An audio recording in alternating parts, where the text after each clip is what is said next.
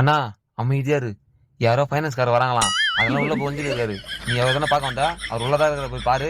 நான் ஃபைனான்ஸ்காரர் வரவங்கள சொல்லி பார்த்துக்கிறேன். ஓகேவா? போ. சரிப்பா. இருக்க ஏம்பா டேய், அங்க ஃபைனான்ஸ்காரர் வராங்களா? போய் பாருடா. போடா. ஃபைனான்ஸ்கார் தான் வந்திருக்கிறேன். வெளியேப்பா, வெளியே வா.